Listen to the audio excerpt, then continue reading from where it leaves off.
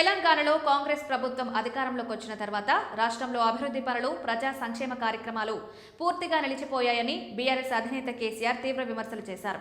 సడి లేదు, సప్పుడు లేదు అన్న సందర్గా పాలన కొనసాగుతోందని ఎద్దేవా చేశారు. తెలంగాణ భవన్లో జరిగిన పార్టీ కీలక సమావేశంలో పాల్గొన్న ఆయన ప్రస్తుత ప్రభుత్వ వైఖరిని తీవ్రంగా తప్పుపట్టారు. కాంగ్రెస్ ప్రభుత్వం ప్రజల కోసం కొత్తగా ఒక్క పథకాన్ని కూడా ప్రారంభించలేదని కేసీఆర్ ఆరోపించారు. బీఆర్ఎస్ ప్రభుత్వ హయాంలో ఎంతో ప్రతిష్టాత్మకంగా అమలు చేసిన అనేక ప్రజా సంక్షేమ పథకాలను నిలిపివేసిందని మండిపడ్డారు.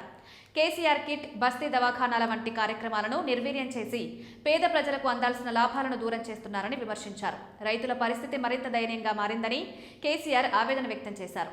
యూరియా కోసం మళ్లీ రైతులు క్యూ లైన్లలో నిలబడే దుస్థితికి కాంగ్రెస్ ప్రభుత్వమే పూర్తిగా బాధ్యత వహించాలన్నారు.